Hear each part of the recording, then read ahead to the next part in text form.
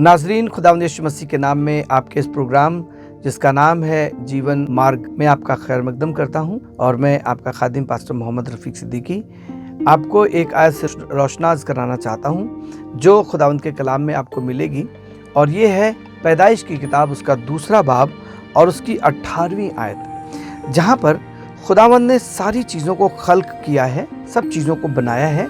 और सारी चीज़ों को बनाने के बाद सब्ज़ा बनाया, खुदावंद ने पेड़ पौधे बनाए, खुदावंद ने समुंदर बनाया, सब चीज़ों को ठीक किया, सारे जानवर चरण परंद और सब कुछ बनाया। बनाने के बाद में जब उसने सारी कायनात को देखा तो सबसे आखिरी में उसने कहा कि मैं आदम को बनाऊंगा। और आदम को बनाने के बाद आदम की ज़िंदगी की ज़रूरत महसूस करी और महसूस करने के बाद में उसने हवा को बनाया। और क्या खुदा का सोचना था, आप सोचेंगे तो आप दंग रह जाएंगे।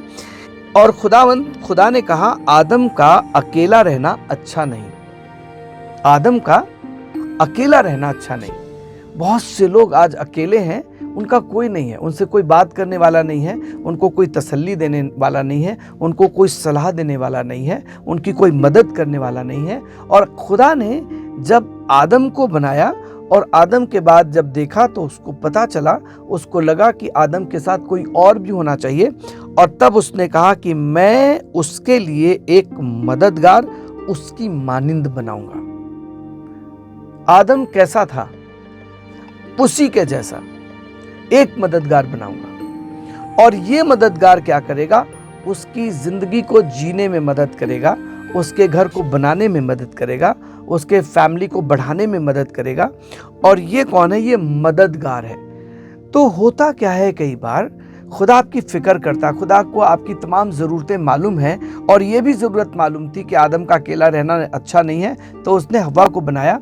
पर हव्वा को क्यों बनाया, एक औरत क्यों बनाई गई, इस बात को कई बार हम और आप सोचते नहीं हैं। और कई बार जो औरत बनाई गई है उसके साथ हमारा जो रिश्ता है बहुत अच्छा नहीं होता है, उसके साथ हम ठीक तरीके से पेश नहीं आते हैं। उसको कई बार हम यही समझते हैं कि ये मददगार है, हमारी मदद करने वाली है।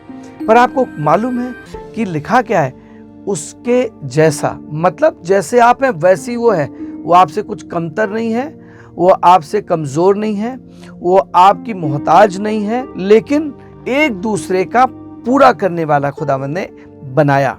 अब हवा बनाई क्यों गई, इसलिए नहीं बनाई गई कि सिर्फ लुत्फ उठाया जाए, पर इसलिए बनाई गई कि वो आपकी ज़िंदगी को आके संवार दे। अगर आप पहले जब शादी नहीं हुई थी आपकी, आप थोड़ा सा सोचना शुरू करिए आपका घर कैसा रहता था।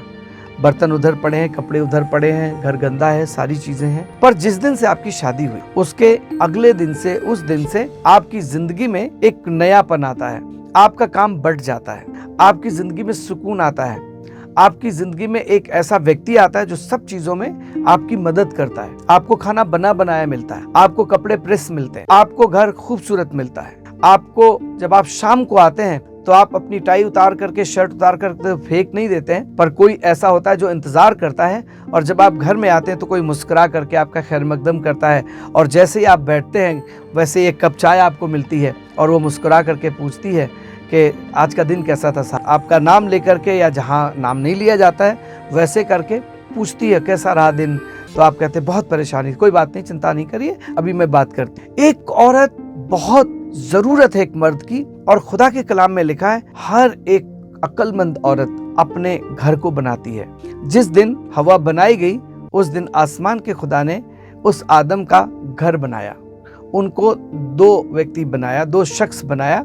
पर ये खुदा के कलाम में लिखा है कि वो 2 नहीं पर 1 तन होंगे। ये ऐसे लोग हैं जो एक दूसरे को समझता है, एक दूसरे की दर्द को समझता है, एक दूसरे के कमजोरी को समझता है। ये मददगार है और ये दोनों एक दूसरे की मदद करते हैं।